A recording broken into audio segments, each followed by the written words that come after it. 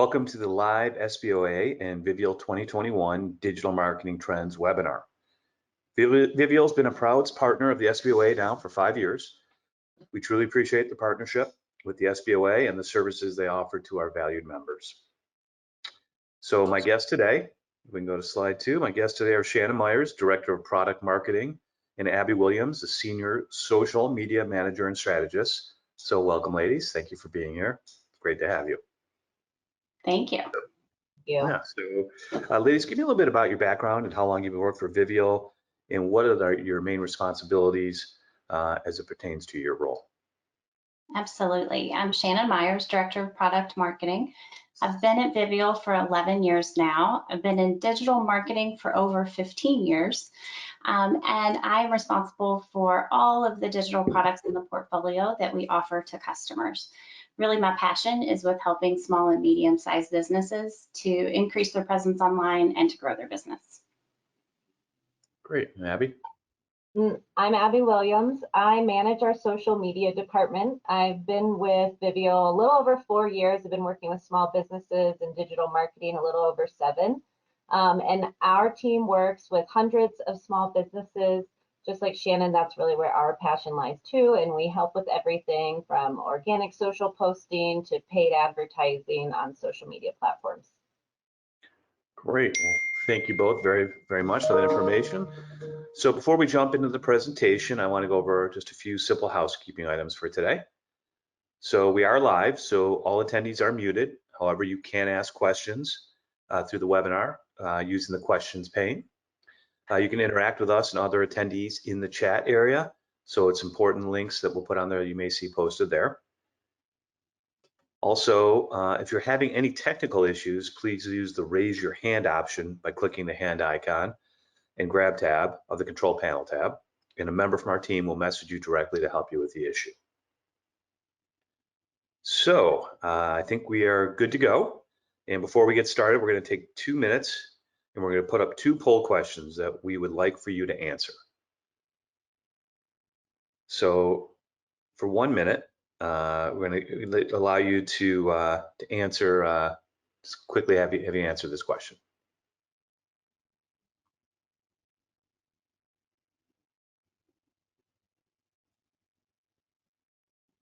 Okay, and then on the second question, we also ask you to answer this one as well.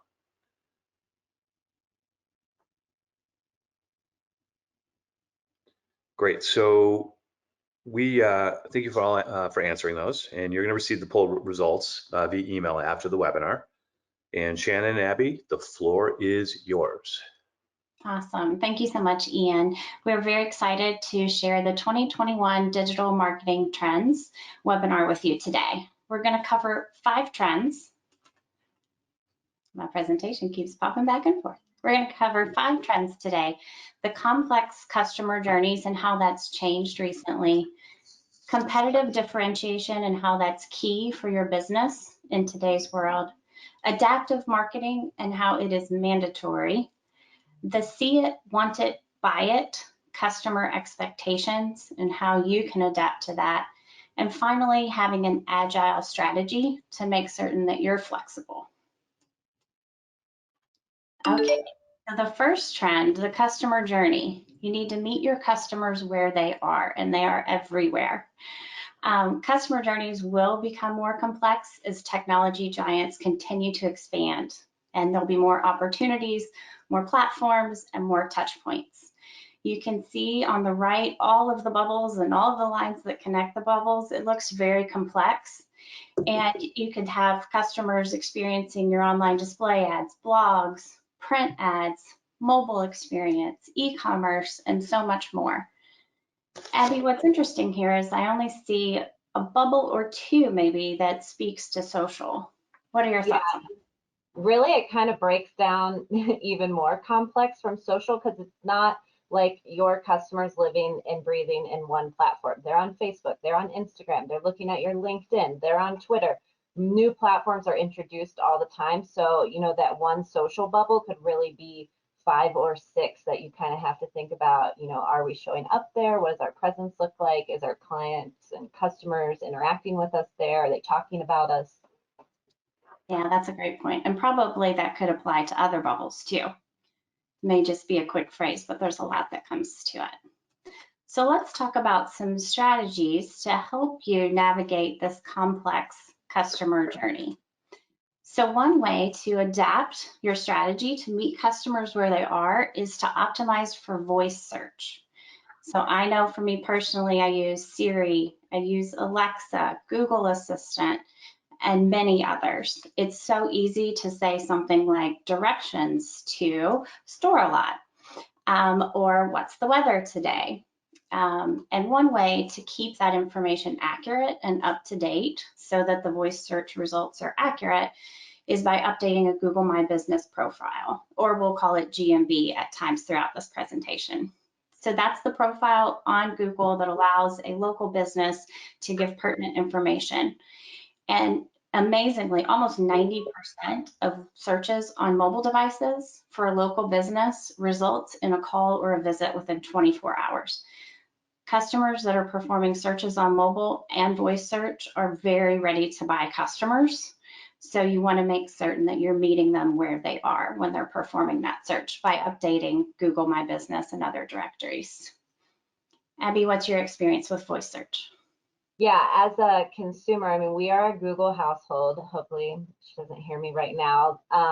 But I wonder if that 24-hour is even less with voice search, because I know when I'm doing voice search, I'm in the middle of something, but I need it done now. So I'm yelling at the Google while I'm, answering a work email, and whatever pops up first, that's usually, begins my journey. I'm not I'm kind of skipping that research phase sometimes because I am in such a hurry and using voice search as a convenience.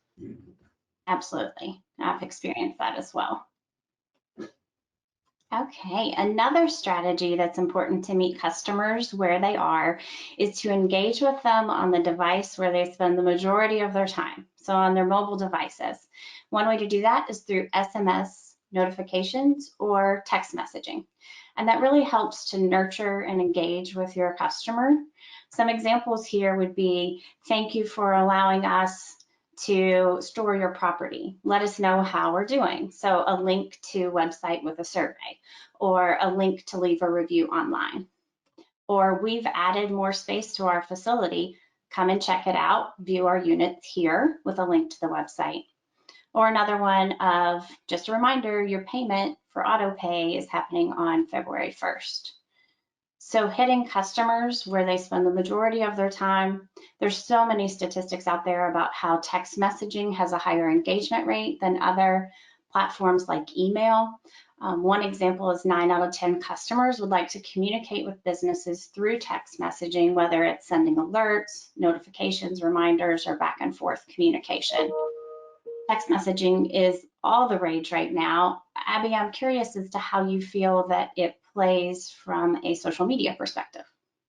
Yeah, this is definitely something we're layering into our social strategies more and more, because, you prompt them to sign up for text to stay alert or get reminders about things, and that kind of keeps you top of mind even when they're outside of the platform. So you're just kind of continuing their journey and giving them options. Do you want to go to our website, interact with us on text, here's our phone number, and just making sure that's all really available to them through your social platform. Yeah, that makes sense. Complementing messages across platforms. Awesome. Okay. So before we leave trend one, a question just came up. Yes. How often should you update your Google My Business profile? Oh, that's a good question. Abby, I'll take a stab and then you jump in. So Google My Business allows you to update basic information, name, address, phone number. So that's not going to change very often. But things that you would want to consider changing more frequently would be post. So you can post deals, events, just basic information, especially related to COVID-19. Making posts is very important. If hours of operation change based on seasonality, updating then. So I don't think there's a formula of you need to update once a week, but definitely it should be a living, breathing part of your business. Abby, what about you? I agree completely. Kind of, if you're posting an update to your social media page, you're not going to update GMB as often, but maybe just think through that lens, like you said, important store information, COVID-19 updates. If it's a post that maybe you're pinning to the top of your social media, I would consider putting it on your GMB posts. So we just received another question here from Beth Austin, excuse me. What about the legalities of sending messages without an opt-in? Ooh, that's a good question. So in order to send mass text messaging, you must have the user opt-in. So in platforms, that should be built in as part of the compliance. If it's direct one-to-one communication, opt-ins aren't necessary, but definitely in mass communication. Great. Oh, one more question just came in. Okay. This is from Jeff. What is the frequency of engagement you would suggest to the customers? Is it once a week, more or less? Abby, you want to take that one? Yeah, on social, I don't think there's a formula either. I think real time as it can be and what feels natural and authentic. So a rule of thumb, if I had to put it, would maybe be 24 to 72 hours to reply to a comment, which can feel a lot of pressure, but it feels weirder to get a reply like 4 weeks later. Sometimes it's just not very authentic. So I would just think about like email correspondence or really how you would respond and engage with people in other spaces and translate that role over to social. Great. Okay. All right. That covers it. So we're going to move on to trend number 2, differentiating your business. So standing out in the sea of competition in your industry on multiple platforms. So from blogs and social posts to search, display, advertisements, consumers are being bombarded with content nonstop. So it's super important for your business to stand out from the competition. So one way to do that is to think quality over quantity. So we were just talking a little bit about frequency of posting, and that plays into this a bit. But you want to make certain that you're creating content with purpose and not just posting to post.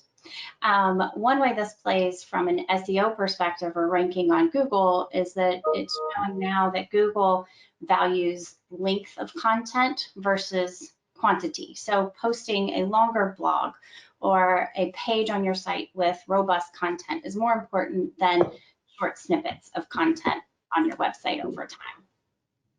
I think I think that rule translates to social too. That maybe is something that holds business owners back too, like, oh, I'm gonna have to post every hour and keep up. And it does feel like this fast moving thing, but especially platforms like Facebook and Instagram, a couple of really quality posts a week consistently is gonna do you way, way more good than just pumping out posts just to get posts out there. And you'll see too, like you said, longer form content, that's kind of shifting and being more prevalent in social. It still wants to be snackable, but something engaging, authentic, and really high quality is going to perform better than 100 quick little snippets that you're just pushing out on your platforms. Yeah, that makes sense. Definitely more engaging content if there's high quality. One statistic, which is just crazy to me, the average consumer experiences 5,000 plus brand ads and content per day. It's hard to fathom, but I guess if you start thinking about all the websites that you visit in a given day and the ads you see there, the products, all of the emails you receive every single day, watching TV, etc. That's a lot of content being thrown at a consumer each and every day. So quality is definitely something to keep in mind. All right, another strategy to help you stand out is use more video. So incorporate virtual tours or video ads into your content plan. I love video, I have a passion for it. We have statistics that show that it helps with conversion rates, meaning when someone views the video, they're more likely to contact your business. And we know that on social media, it has such a strong play there as well. Showing virtual tours of a new facility or interviewing people for testimonials, having either a long video or a short video. There's so many options in this space, but the old adage of a picture says 1,000 words, just imagine what a video could mean. I don't know if I could figure out that math. And over half of consumers want to see more video content from a brand or a business that they support. So customers are asking for it. Make certain that you're playing in that space too. Abby, how well does video work on social? Really, really well. We talked about standing out, and think about how you use social media. You're kind of scrolling through. There's not a lot of time to grab some attention or maybe even keep attention. So if you can get more, convey more emotion, get more information out through a video rather than a still image, you should opt to that every time. From an analytics standpoint, video outperforms still images over and over and over again. And it doesn't have to be, we talked about quality, but that doesn't mean you need a professional like sound studio. Like that's not the kind of quality. Even just a quick video of the business owner, really authentically sharing some kind of information or an update, like that does so well on social and helps personify the brand. I love that. Great. Just for my own personal question here, anything like an example of what somebody should use as a video, something they could use to utilize to improve their presence? Yeah, I mean, like I just said, going live, just sharing a snippet, that works. There's tons of resources. If you want to do something a little bit more polished or kind of like an ad, there are stock videos available. There are video services. You could partner with someone, get some videos that you can use over and over again. Like Shannon said, long form or short form. If you get a really nice 4-minute video created, you can kind of chop that up and repurpose it over and over again in your social media content and kind of changing it up, adding some banners. Like that would take you a really long way. Great, thanks. Yeah. Okay. So I think we're going on to trend number 3, personify your marketing. Speak to customers, not at them, and message them with relevant and unique content to that user's needs and experience. And it's no longer optional, it's expected. I really think with COVID-19, the customer expectations have been elevated, but they really want, I think, Abby, you said the word authentic at least twice now. They really want to feel that the business is being authentic, that they're speaking from the heart, which means you might have to work a little harder at it. But when you do, it definitely connects and engages with the user. So one way to adapt your strategy to speak to customers and not at them is to customize the language and creative. So tailor the message to the medium and to the user. So 80% of customers are more likely to purchase a product or service when they feel like the message is personalized. Abby, what are your thoughts on the examples on the right? Yeah, so this is a great example of how to leverage Facebook Business Manager and paid ads to reach multiple audiences at a time while still speaking directly to them, not at them. Chances are you have a couple of subsets of your target demo, and if you don't have those already clearly identified, that's where I would drill down as granularly as possible.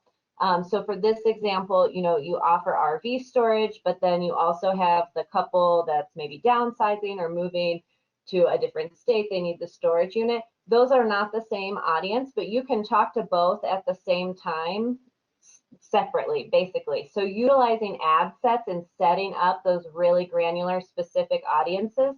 So that way the RV ad is going to the RV owners and the moving ad is going to the couple that's moving, and you're not like boring anyone or cross-contaminating, or worse, coming off really generic because you're trying to just encompass this wide spectrum of people that could utilize your storage business, and then the mark is just missed. So I would really drill down to as many subsets of audiences that you can and then tailor each ad to them. Yeah, that's perfect. Can you talk a little bit, Abby, just how you guys accomplish? I mean, it's a dream come true to make sure that the RV ad is going to every person. Is there tips or tricks that you guys utilize to make that happen?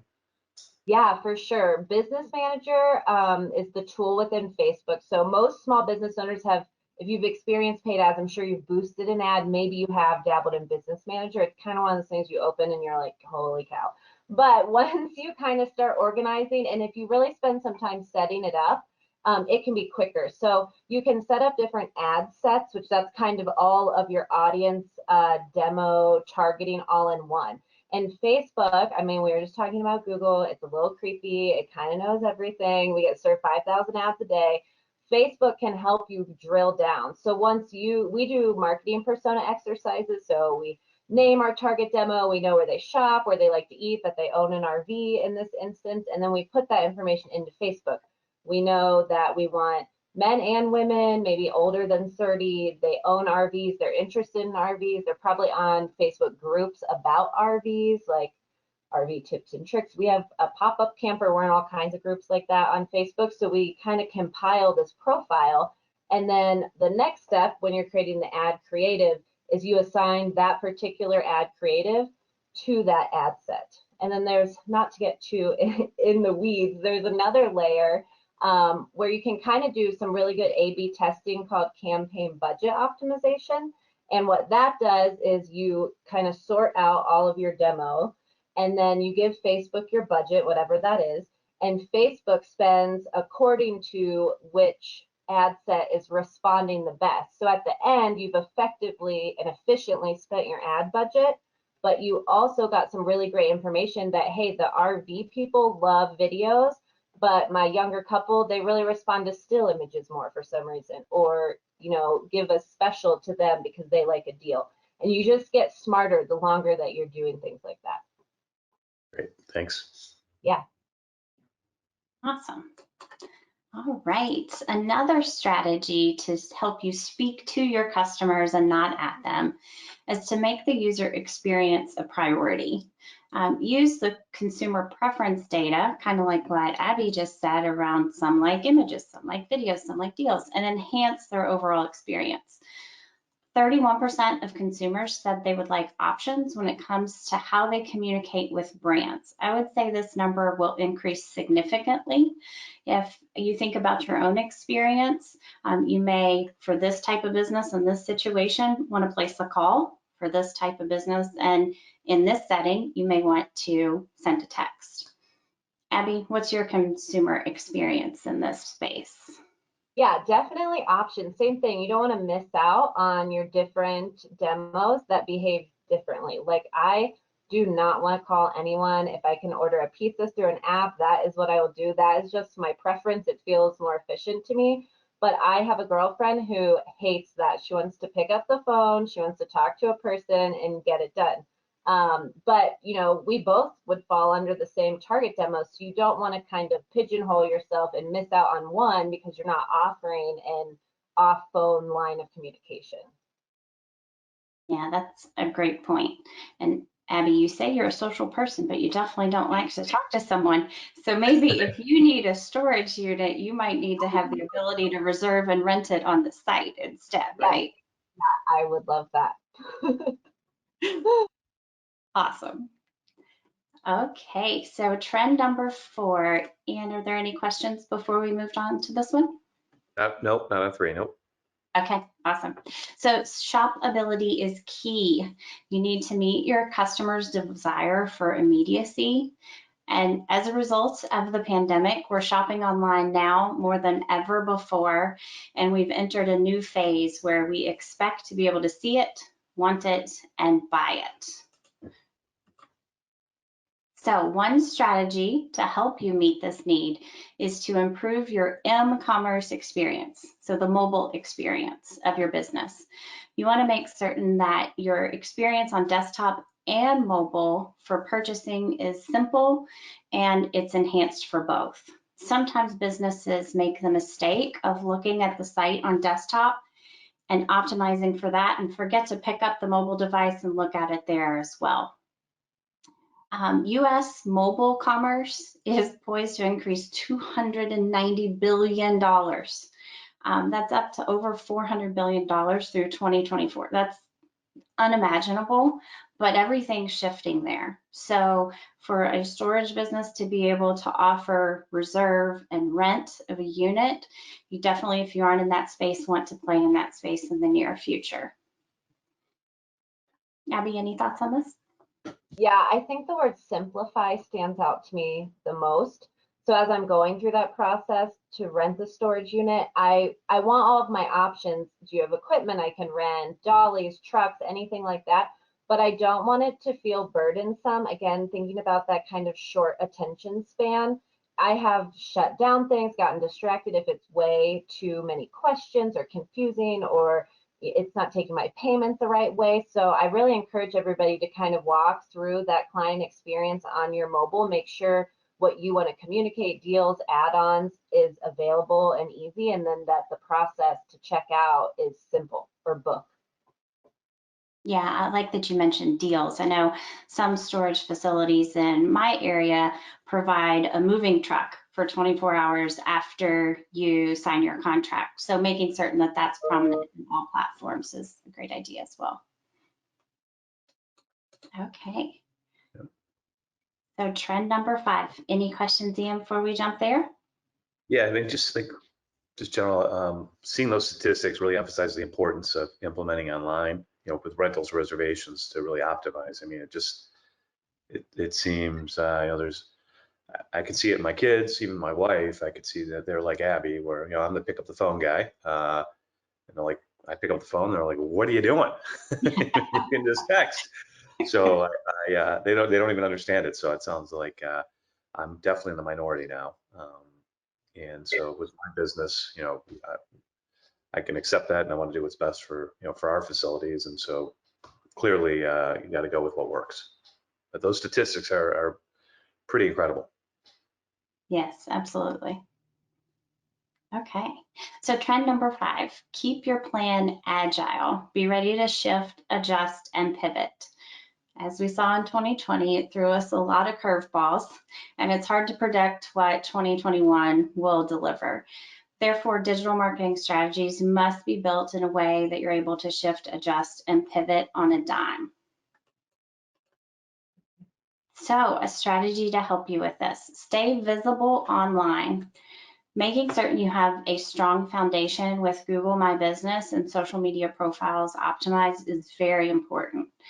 As we mentioned before, Google My Business allows you to have basic business information: name, address, phone number, hours of operation, link to your website, reviews. But you want to make certain that you're using all of the tools that are available there. So driving people to post reviews on your Google My Business, post in order to update them on what's going on with your business.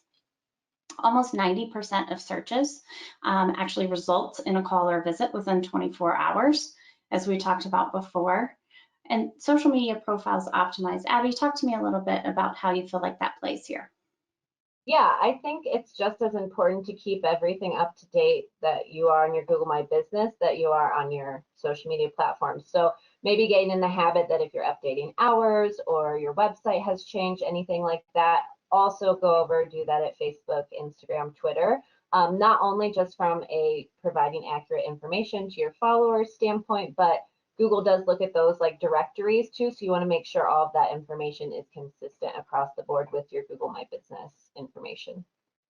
Perfect. Yeah, that makes a lot of sense. Okay, so the next strategy to be ready to shift, adjust, and pivot is to work smarter, not harder. So you want to look for ways to streamline your marketing efforts across all of the platforms. So 80% of marketers credit their success to marketing automation. So tools and software that make their jobs easier. I may be a little biased, but the screenshot you see on screen is Vivial Marketing Platform, where you can manage social, mobile, email, content, all from one place. So anything you can do to make your job easier, and you can work smarter and not harder. Abby, what are your thoughts here?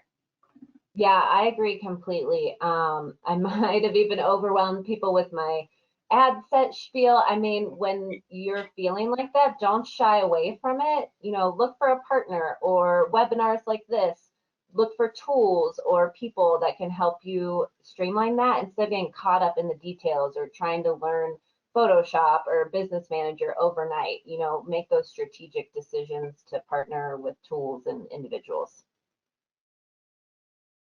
Yeah, so here's a question coming from LeBron. what are the main marketing tools that you would suggest that your owners use, your clients? Abby, you want to start?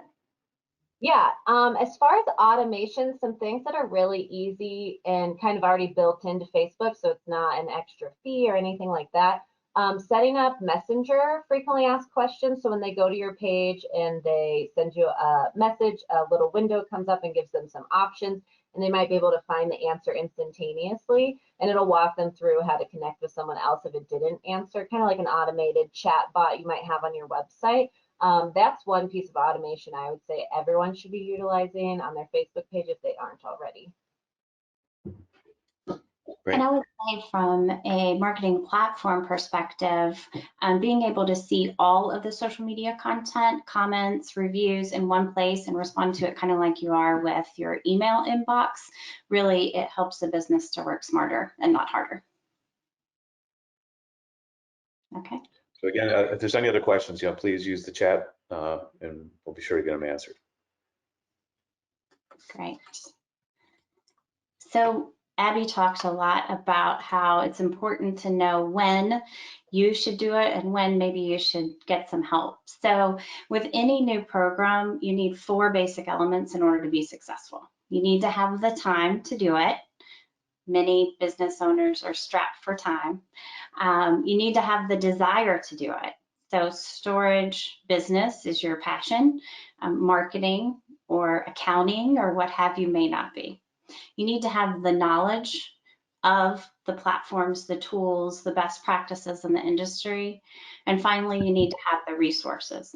Having a dedicated marketing manager isn't always something that's available to every business. So if you're missing any of these, you want to check into, should you partner with an expert in order to make your business work smarter, not harder. Okay. Ian, I think I turn it over to you now. Yeah, so I guess, are there any other questions out there before we kind of get to a wrap up here? Just, I don't see any more coming in right now. So I think that takes all the questions. So I really want to thank you both for your time today. So I hope all the SBOA members and guests who tuned in today found this session very helpful and informative. I know I did. The SBOA is here to help make connections between our members and our proud partners.